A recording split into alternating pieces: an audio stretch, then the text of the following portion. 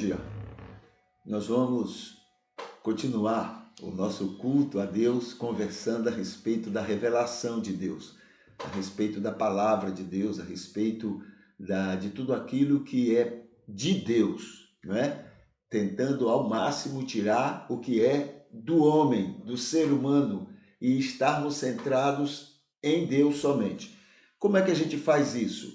Só tem um critério: Jesus Cristo. Jesus é a melhor e mais perfeita demonstração da revelação de Deus. A revelação, ela é uma ação da graça de Deus que começou desde os tempos de Adão até a última pessoa sobre a face da terra, e essa revelação é Deus falando ao homem, explicando ao homem, chamando o ser humano para si.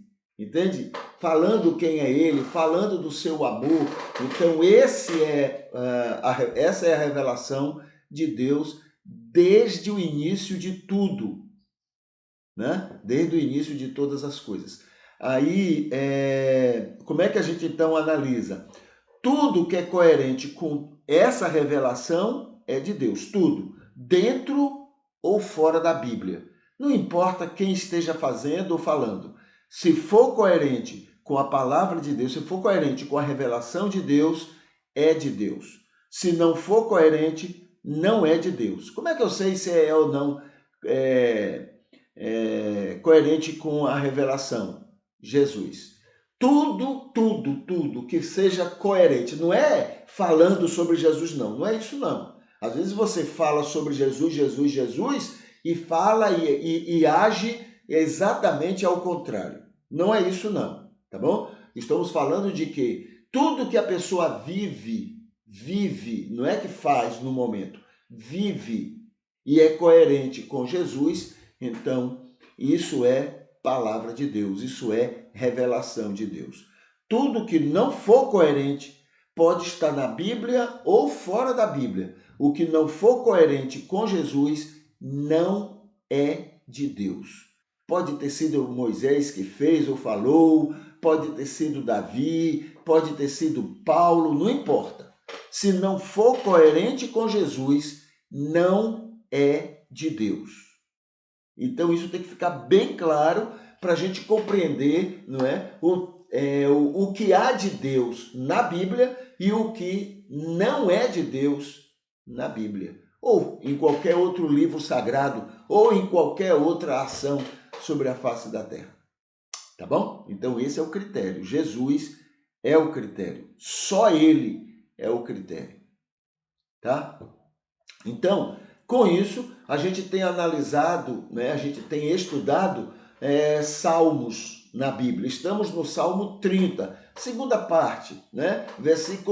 A partir do versículo 7. Então, estamos na segunda parte do Salmo 30. A gente viu já a primeira parte. Desses salmos, desses 30 primeiros salmos que já vimos, somente 2 é totalmente coerente com Jesus. Somente 2. O 19 e o 23. Aí a gente então vai analisar. Os outros servem para adoração a Deus se não são coerentes com Deus, não são coerentes com a revelação de Deus, não são coerentes com Jesus Cristo, aí cada um dá conta de si, né? Agora, somente esses dois são totalmente coerentes com o ensino, o exemplo de Jesus Cristo. Então vamos ver aqui a continuação do Salmo 30. Lembrando aqui, olha, o Salmo e canção de Davi, né? É o título original. Salmo e canção de Davi para a dedicação da casa, né? E o título, esse aí é o título original. E o título que é atribuído, né, pelos tradutores é exatamente esse: Ações de graças pela libertação da morte, né? Então vamos agora para o texto em si, versículo 7 até o versículo 12. Senhor, pelo teu favor, tu firmaste minha montanha, mas quando tu encobriste o teu rosto, fiquei perturbado. A ti, Deus, eu clamei e supliquei ao Senhor, dizendo: que proveito há em meu sangue ou em minha descida à cova? Por acaso o pó da terra te louvará ou anunciará tua fidelidade? Ouve-me, Senhor, e tem piedade de mim. Sê tu, Senhor, o meu ajudador. Tu tornaste meu pranto em dança. Tu desarmaste o meu saco de lamentação e me envolveste de alegria. Por isso, a minha glória cantará para ti e não se calará. Senhor, Deus meu, para sempre eu te louvarei. Então, esse é o texto, a segunda parte, versículo 7 até o versículo 12. Vamos analisar.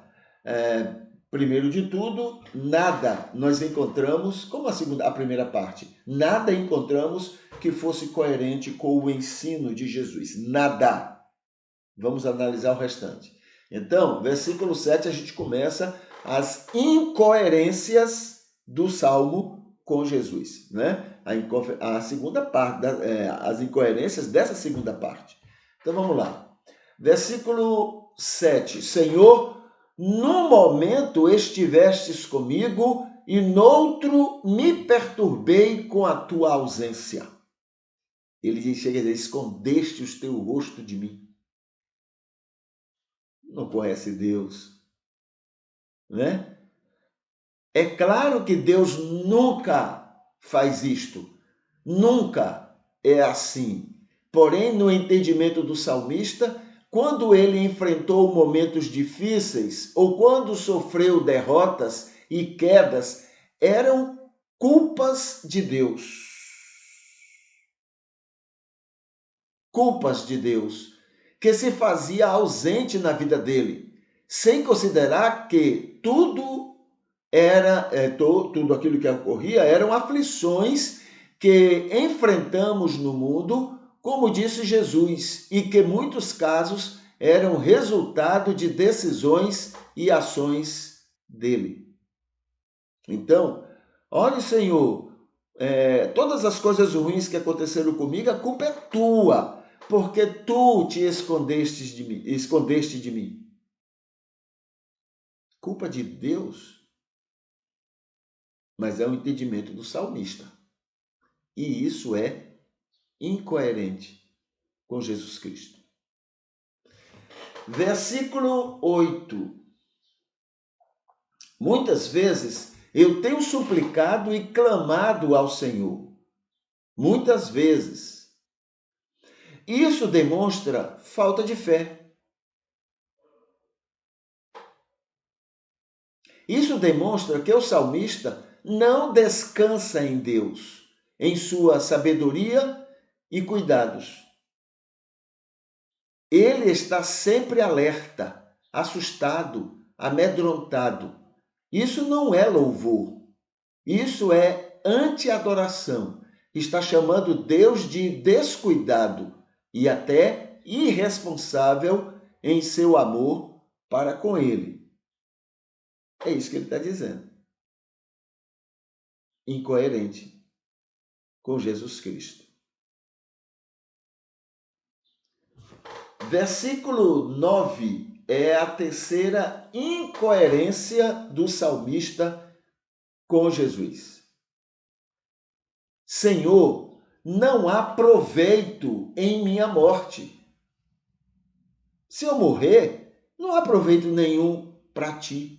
Agora presta atenção por quê. Morto, eu não vou dar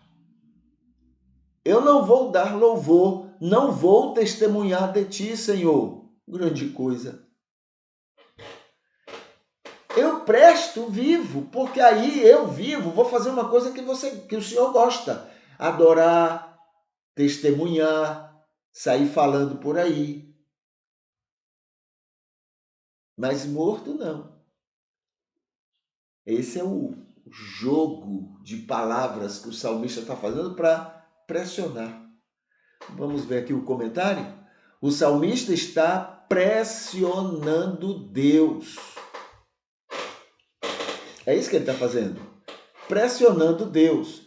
Está afirmando que o Senhor vai sair perdendo diante do mundo. Se o salmista sair derrotado do problema que está enfrentando. Ele está dizendo a Deus que para o bem do Senhor é melhor que ele fique vivo, vitorioso, envaidecido com sua vitória, pois só assim Deus vai ser louvado por ele e pelo povo.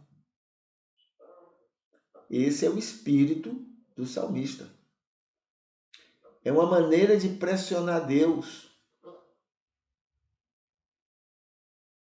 Senhor, se eu botar uma coisa na sua cabeça para que você entenda, ele falando para Deus.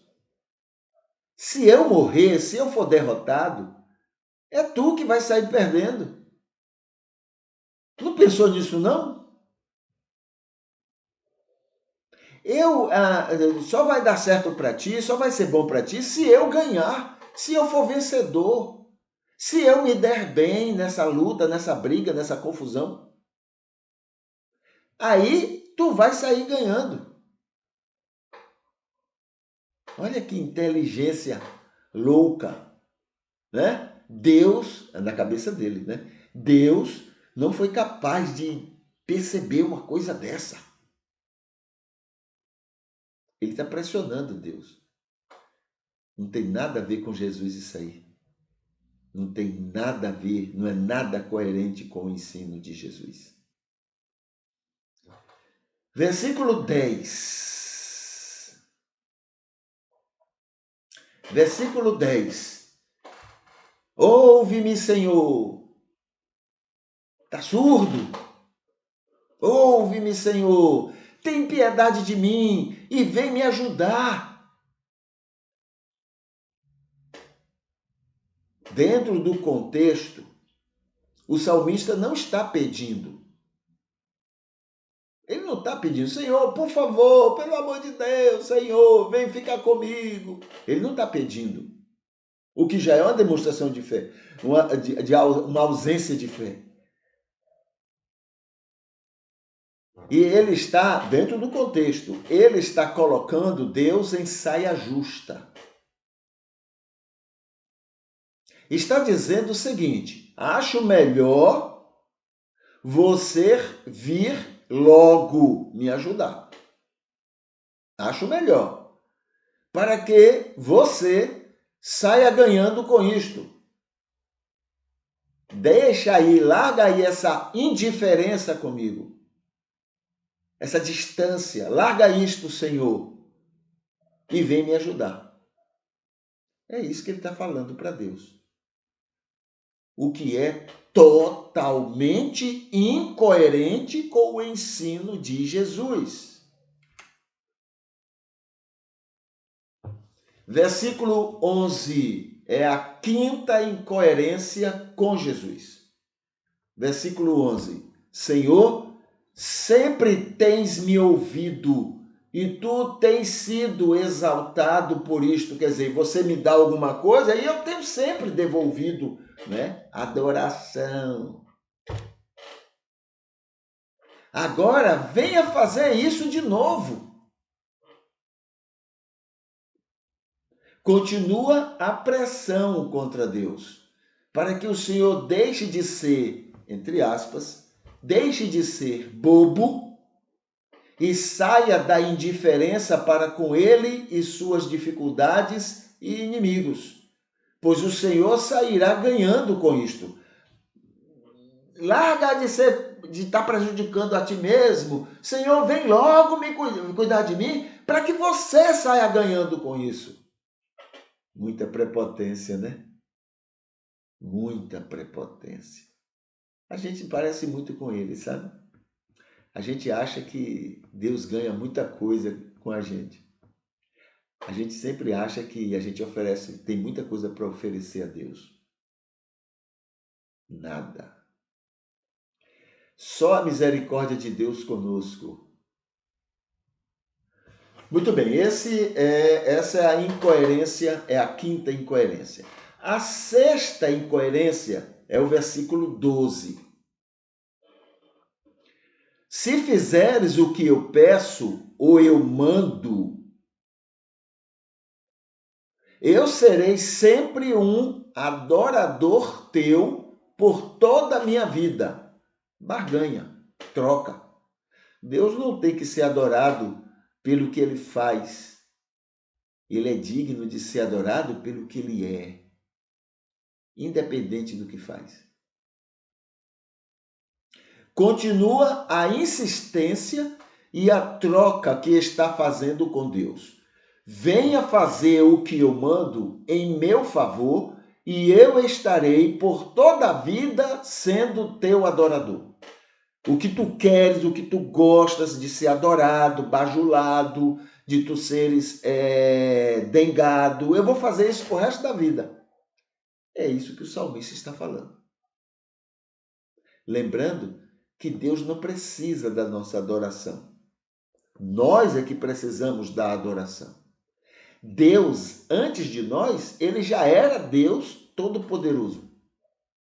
Não é a nossa adoração que vai agradar a Deus.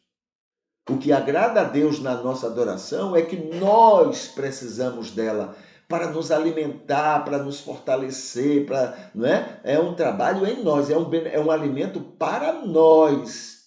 A gente não pode confundir achando que é Deus que ganha com isso. Ele só ganha porque nós ganhamos, porque é para o nosso bem. Ele nos ama, aquilo que nos faz bem a Ele.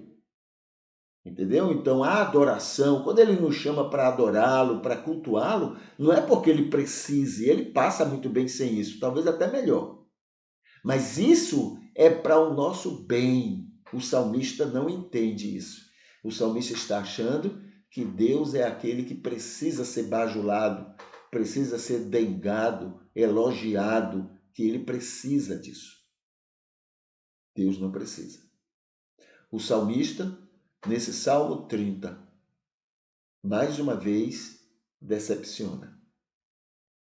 Todos os versículos de 7 a 12 são incoerentes com Jesus. Vamos ver aqui, deixa eu ver na primeira parte.